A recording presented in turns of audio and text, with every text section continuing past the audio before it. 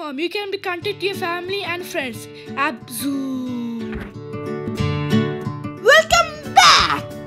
This app can be useful for schools and universities, companies, religious programs, family gatherings, etc. etc. അപ്പോൾ നമുക്ക് തുടങ്ങാം. Zoom എന്ന application രണ്ട് ടൈപ്പിൽ യൂസ് ചെയ്യാം.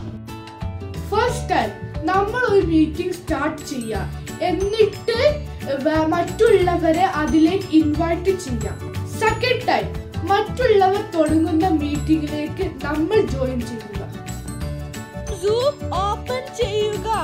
ഇനി നമ്മൾ ഫസ്റ്റ് പറഞ്ഞ പോലെ മീറ്റിംഗ് സ്റ്റാർട്ട് ചെയ്യാൻ പോവുക. then സൈൻ ഇൻ പോവുക. എന്നിട്ട് ഇമെയിൽ പാസ്വേഡും കൊടുക്കുക. ഇമെയിലും പാസ്വേഡും കൊടുത്താൽ നമ്മൾ ഈ സ്ക്രീനിൽ എത്തും. ന്യൂ മീറ്റിംഗിൽ പോയാൽ നമുക്ക് ഈ സ്ക്രീൻ കാണാം. നമുക്ക് കാണാം video own use personal meeting ഷെഡ്യൂളിൽ പോയാൽ നിങ്ങൾക്ക് കാണാം start, duration, time zone. Time വെച്ച് നിങ്ങൾക്ക് നിങ്ങളുടെ സ്ഥലം കൊടുക്കാം. പിന്നെ കലണ്ടർ, അത് കലണ്ടർ കൊടുക്കാം. പിന്നെ യൂസ് പേഴ്സണൽ മീറ്റിംഗ് ID, പിന്നെ റിക്വയർ മീറ്റിംഗ് പാസ്വേഡ് എന്ന് വെച്ചാൽ നമുക്ക് ഓഫാക്കിയിട്ട പാസ്വേഡ് വേണ്ടില്ല. ഹോസ്റ്റ് വീഡിയോ ഓൺ വെച്ചാൽ നമ്മളല്ല ഹോസ്റ്റ്, ഇപ്പം നമ്മളെ വീഡിയോ ഓൺ ആക്കണം.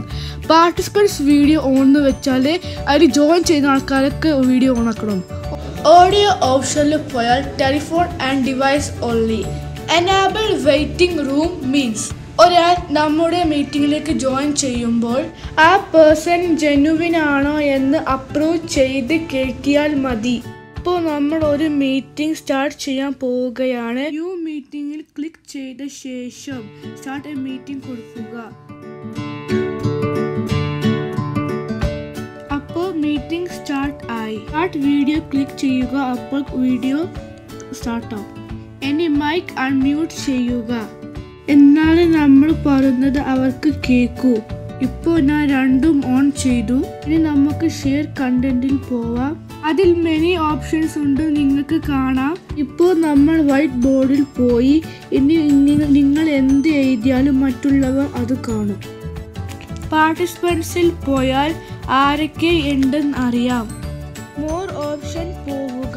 അവിടെയുള്ള ഇമോജിയിൽ നിങ്ങൾക്ക് ഇഷ്ടമുള്ളത് ചൂസ് ചെയ്യാം. മറ്റു പാർട്ടിസിപ്പൻസ് കാണും. ചാറ്റ് ഓപ്ഷനിൽ പോയി എല്ലാവർക്കും നിങ്ങളുടെ മെസ്സേജ് സെൻഡ് ചെയ്യണമെങ്കിൽ സെൻഡ് ടു എവരിവൺ ക്ലിക്ക് ചെയ്യുക. ഒരാൾക്ക് മതിയെങ്കിൽ ഓപ്ഷൻ ഉണ്ട്. അവിടെ ഉള്ള ബാക്കി ഓപ്ഷൻസ് എല്ലാം നിങ്ങൾക്ക് കാണാം.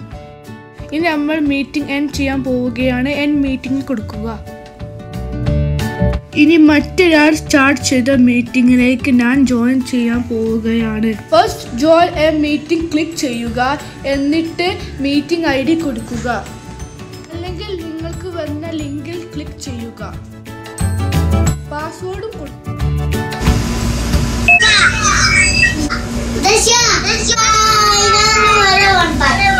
Host meeting end ചെയ്തു. This video was helpful as usual. Don't forget to hit a like, comment and subscribe.